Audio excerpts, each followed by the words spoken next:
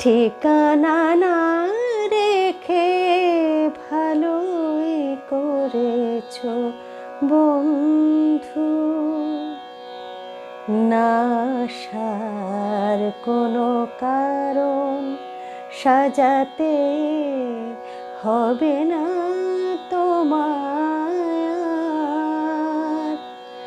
বানানো কাহিনী শোনাতে হবে না, কথা দিয়ে না রাখার।